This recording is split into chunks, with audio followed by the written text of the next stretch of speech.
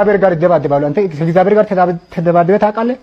ከእግዚአብሔር ጋር ይሁን ና እግዚአብሔር ወንድ ከሆንክ ብዬ እግዚአብሔር ወንድ ከሆንክ ና ጌታ ይሁን። አሁን ከዚህ በኋላ ገብርኤል ይሁን ሚካኤል ይሁን አሁን ከፈለገ ውሸት ከሆነ ና ገብርኤል ና እኔ ፈልጋለሁ። ውሸት ከሆነ ናና ያናግር እኔ እንዲያናግር ነው የምፈልገው። ወይ ጉድ!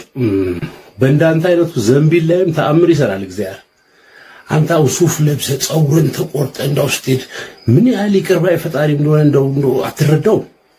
አንተ እኮ እንደ ነገር እንደ ድርጊት እኮ ጸጉርን ተቆርጠህ እኮ አለ እንደ አፕል ሎጎ ተገምጠህ እኮ ነው መቀመጥ ያለብህ እኮ። ተደባድቤ እግዚአብሔር ናውርድ ይዘም ማስክሪምና ኮባ ህፃን ልጅ ሁለት እጁን ታስሮ አትደባደብ ማለት ብርብር ያለ ምንድነው? አጥንቱ ስብርብር ያለ እንደዚህ ነው ካለው ይሄዳል። አሁን ከዚህ ነው ወጥቻለሁ። እኔ ሸክል አይደለም ወደ ፍጥራ ልገባ ነው። ምንድነው የምትፈጥረው? አሁን ለምሳሌ እጅ የሌለ እግር የሌለ ይበቅላል። አንድ ሴት 13 ዓመት ሙሉ ልጅ የላትም። እሺ ለህዝቡ ተናገር። አንድ ሳምንት ውስጥ ልጅ ትወልዳለች። ምንድን ማለት አንድ ሳምንት ውስጥ ማለት ነው? ምንድነው ሳምንት ውስጥ እንትን አንድ ሳምንት ውስጥ ልጅ አገኘች። አንድ ሳምንት ውስጥ 9 ወሯ ነበረ። ያመጣለ ማለት ነው። አይ አንተ የምታወራው ነገር አሁን ይሄ ትንሽ የማይሆን ነው። አይሆንም ማለት ነው። ያ አዳም አባት ማለት ነው። ያ እግዚአብሔር ነው አስተርጉም ማለት ነው። እግዚአብሔር ነው አይታ። እሺ እግዚአብሔር ሲሰራ 9 ወር ሙሉ ሰራ። ስንት ደቂቃው ንገረኝ እኮ። አንተ ግን ጤነኛ ነህ አይደል? የምታወራው ነገር ጤነኛ ነገር የምታወራው ነገር ጤነኛ ነው። በነገራችን ላይ በቅርብ ቀን ማለት ነው የሆነ ሰው ይመጣል። በነገራችን ላይ ሁላችሁም እንድታውቁት ማለት ነው እኔ ማለት እግዚአብሔር ነኝ፣ የመጨረሻው ቀን መጥቷል ዛሬ፣ ሁላችሁም ንብረታችሁን አስረክቡ የሚላችሁ ሰው በቅርብ ቀን ጠብቁ። በጣም በዛ የመጨረሻ ምን ያህል ተስፋ እንደተቆረጠ ነው የሚያሳየው እዚህ ሀገር ውስጥ። ምን የምታወራው አንተ? 8 ጊዜ ስንት ደቂቃ ፈጀበት ምናምን ከጊዜር እኩል ነኝ ነው እናንተ ወንጀል ነው። በነገራችን ላይ ወንጀል ነው። በኢትዮጵያ ወንጀል ያመቅጣት መሰረት ወንጀል ነው። መናፍስ ጠራላለሁ፣ ያልተፈጠረ ነገር ፈጥረላለሁ ምናምን ላለው እያሉ ሰውን የተለያየ ነገር ውስጥ ማስገባት ወንጀል ነው ይላል መንግስት። የለም እንደዚህ ሀገር እነዚህ ሰዎች መታሰር አለባቸው እኮ። ምን ሌላ ምንም ክርክር አስፈልጉ። ታምራት ገለታ ምን አጠፋ ታዲያ? ምንም እኮ አላጠፋም ታምራት ገለታ። ይሄ ከታምራት ገለታ ሳንሻለው ማውኔን ጠንቋይ ምን ይመስላል? በመድኃኒዓለም እጅ ጭራሽ ብቀልስ ነው ይበቅላል። በሰው 2 ወር ልጅ ይሄን ቪዲዮ ይቱ። በነገራችን ላይ ማአት ነገር አለው። ጅብ ጸልዬላቸው 15 ጅቦች አንዱ አቋርጦ ረግጦ ወጥቶ ለፓርላማ መጨረሻ ላይ እናተ በለሰለው እጁ እንደዚህ ዘረጋ ሁሉ ብሏል። $200,000 ሰጣለሁ ብሎ መድረክ ላይ የሸመጠኝ ሰው ስላለ በህይወቱ አይባረክም ወንትድ ነው ብሏል። ለገንዘብ ነው አሁን ሁሉ ነገር። ስንት ዓመት ልትኖር ነው በዳንያል? ለዚህ 50 እና 60 ለማት ሞላ እድሜ ሰው ምን ያህል ርቀት እንደሚያያችሁት። ሁሉም ሰው ነብይ ሆነ እዚህ ሀገር። ተስፋ ተቆረጠ። በቃ ናይጄሪያ ሆነች የጠንቋይና የመናፍስት ሀገር ሆነ አይደል ያገር። ምን ነው በቃችሁ ብትሏቸው እነዚህ ሰዎች ግን ምን አለ መንግስት ቢያስርልኝ ግን የመጨረሻ በዝቷል እኮ። የዚህ ደግሞ አይበሰ ምን ይላል? በማርያም ምን ሆነልሽ?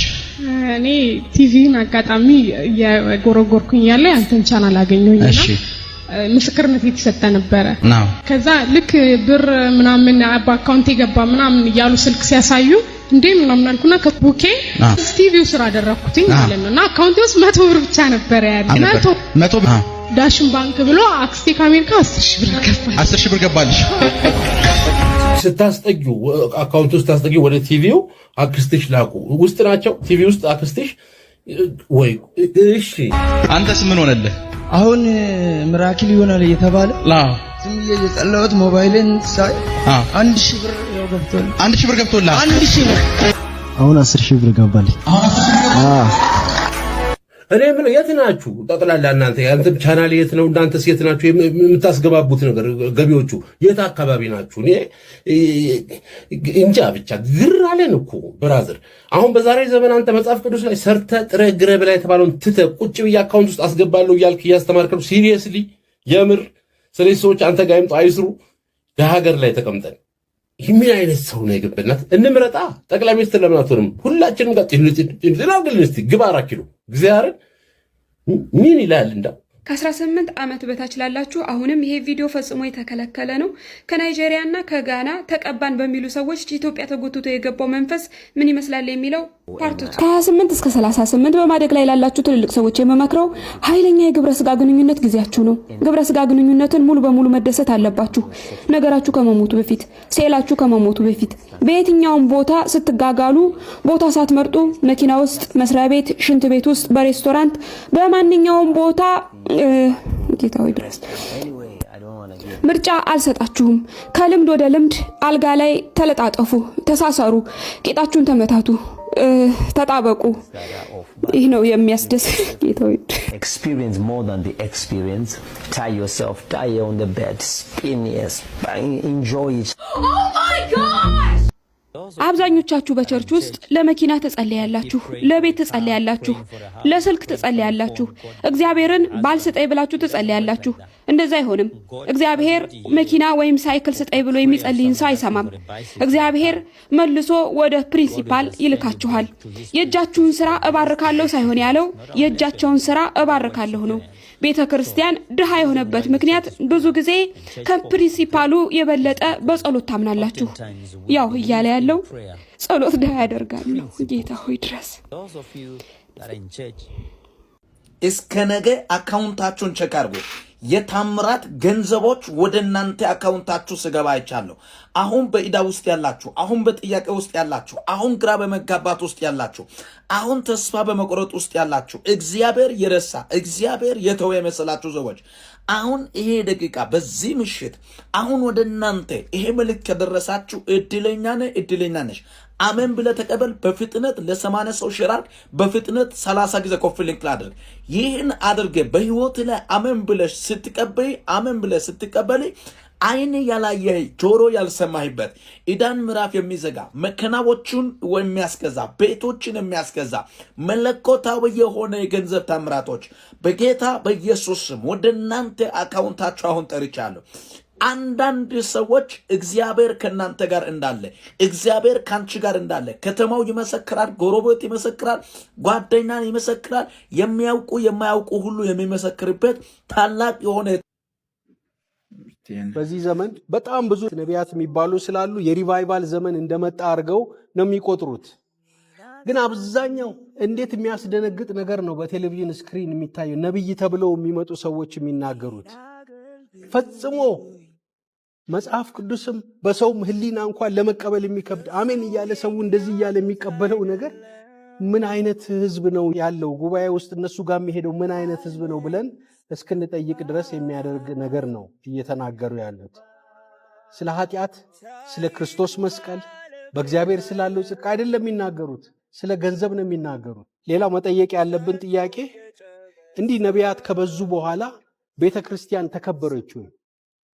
ቤተ ክርስቲያን በጽድቅ ታወቀች ወይ? ቤተ ክርስቲያን ተከበረች ወይ? መቀለጃን እንዲሆን ነው። በቲክቶኩ በምኑ ዋና ጆክ የሚሰራው በማን ነው? እነዚህ ነቢያቶች በሚሉት በሚሰሩት አይደል እንዴ? ምንም ጠብ የሚል ወደ ክርስቶስ የሚያቀርብ ህይወት የሚሰጥ ነገር ሳይናገሩ የሚሄዱ ህዝቡን ግን የሚዘርፉ ሰዎች የበዙበት ዘመን ላይ ነው ያለ ነው። በመንፈስ ቅዱስም ነው ሁሉ አመጽ የሚሰራው እግዚአብሔር ተናገረኝ በሚል ነው። ሰውን ሌባ ሆኖ ሰርቆ ያመጣውን ብር ቢሰጥ እኮ አንተ ለምን አመጣ አይለውም። የትም አርጎ ያምጣ፣ ብቻ ገንዘቡን መቀበል ነው። በጽድቅ እንዲሰራ አይበረታታም። ስራ እንዲሰራ አይበረታታም። ወጣቱ የእግዚአብሔርን በረከት ቁጭ ብሎ በዚህ እቺ ግንቦት አይደለች ይላል ይመጣና ይሄ ወር ሳያልቅ አስገራሚ አካውንታችሁ ውስጥ ብር ይገባል ይላል። ከየት መቶ ነው የሚገባው? ቁጭ ብሎ ሰው ሳይሰራ በቅዠት እንዲኖር በማድረግ እነሱ ገንዘባቸውን የሚሰበስቡ ሰዎች ናቸው። ስለዚህ እኔ እንደ ቃለ ሕይወት ብቻ ሳይሆን መላው ወንጌላዊ አማኝ የሚባለው ሁሉ እዚህ ላይ እነዚህን ዘምቶ ስርዓት ማስያዝ ካልተቻለ በስተቀር በጣም ብዙ ውንብድና እያደረሰ ያለ ነው። እሺ ቅድም እንደሰማችሁ ነውና እንዴት አላችሁ? እግዚአብሔር ጸጋና ሰላም ይብዛላችሁ። ቅዱሳን ወንድሞቼና እህቶቼ ይህንን የምትሰሙላችሁም እንዴት አላችሁ? እግዚአብሔር ስም ለዘላለም የተባረከ ይሁን። ምናልባት ቪዲዮው ሊረዝም ይችላልና ለዛ አጭር ነገር ነው መናገር የሚፈልገው። እነዚህ ነገሮች ብዙ ናቸው። ከየት ነው የሚመጡት ግን? ከየት እየመጡ ነው እነዚህ ሰዎች? አንድ ቃል ቢያንስ እኮ ላይቭ ላይም አይቻለሁ እነዚህን ሰዎች። ይሄ ብቻ አይደለም እኮ ብዙ ናቸው። አሁን እዚህ ጋር ቢያመጣ ያው ጊዜ ስለሚፈጅ ነው እንጂ ብዙ ናቸው። ከየት እንደሚፈሉ እኮ ግራ ይገባኛል እኮ በጣም። እሺ ወንጌል ያገለግሉ 4 እና 5 ባንክ ቤት ቡክ ይዞ እግዚአብሔር እንደዚህ አይነት ስራ ፈት ነው እንደ በእውነት በጣም ወንድሞች እህቶች ይህንን የሚሰሙ ሁላችሁ እግዚአብሔር እንደዚህ ነው እንደ እግዚአብሔር መጀመሪያ አዳምና ሔዋንን ኃጢአት ውስጥ ከገቡ በኋላ ካወጣ በኋላ ለፍተህ ብላ ብሎ ያዘዘው ምን ስለሆነ ነው? ይሄ ሰውዬ አሁን እነዚህ ሰዎች ደግሞ ይመጡና ከላይ ለጥፎ እንደውም ዛሬ አልለጥፈምና ባንክ ቡክ ብቻ ነው የያዘውና ከላይ ለጥፎ 300,000 ብር 400,000 ብር 2 ሚሊዮን ምናምን እያላ ያከፍ ሰው ይህንን የሚሰማው ላይክ የሚያደርገው ራሱ በቃ እናንተ ከሱም የባለጠ የወረዳችሁ ሰዎች ናችሁ ማለት ነው። በጣም የወረዳችሁ ማለት ነው። እንዴት ነው የአንተ አካውንት ላይ ብር ሊገባ ይችላል? በአንተ አካውንት ላይ እንዴት ነው ያልሰራው ገንዘብ ወይም ከሆነ ቦታ ይገባል ያልተባለው ገንዘብ በአንተ አካውንት ላይ ሊገባ የሚችለው? ይህንን ቢያንስ አናስብም? እንደ የእኛ ትውልድ አንድ ሰው እኛን ይሸውዳል። ኢቶች እናንተን ይሸውዳል። ወንድሞች እናንተን አንድ ሰው ክርስቲያን የሆናችሁ እናንተን የእግዚአብሔር ቃል የማይናገረውን ነገር ተናግሮ እናንተ እንዴት ነው ልትሸወዱ የምትችሉ? ለምን ትሸወዳላችሁ? ለምን ላይክ ታረጋላችሁ? ለምን ሼር ታረጋላችሁ? እንዴት ነው እንደዛ ማድረግ የሚቻለው? እዚህ ጋር የተናገሩት አይታችኋል። የኢትዮጵያ ቃለ ሕይወት ዋና ጸሐፊ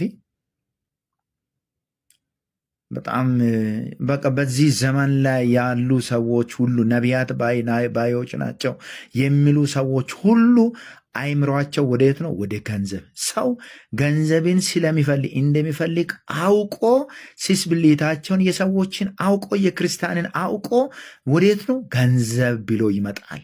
ገንዘብ እንደዚህ ይሆናል፣ እንደዚህ ይሆናል፣ እንደዚህ ይሆናል። ሰው ለገንዘብ እንደው ቢያንስ እኮ ጸልየው አንተ የምታገኝበት በዚህ ብሎ ጸልየው ቢወጣ ምን ችግር አለ? ክርስቲያኖች አንሸወድ በእናታችሁ። ይህንን የምትሰሙ ይህንን ድምፅ የሚሰሙ ወንድሞች እህቶች ልትኖሩ እስቲ ሼር አድርጉና ለብዙ ሰዎች እንዲደርስ አድርጉ።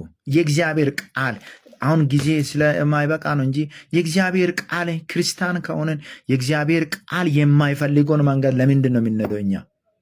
እግዚአብሔር እኮ ትንሽ ነገር ቢትሰራ ልስጥሮ ቢጠርግ እኮ ትንሽ ነገር ቢትሰራ እግዚአብሔር የእጅን በረከት ይባርካለሁ ብለዋል እንጂ እንደዚሁ ከሆነ ቦታ አምጥቶ በአንተ አካውንት ላይ ገንዘብ አስገባለሁ የሚል እግዚአብሔር የለም።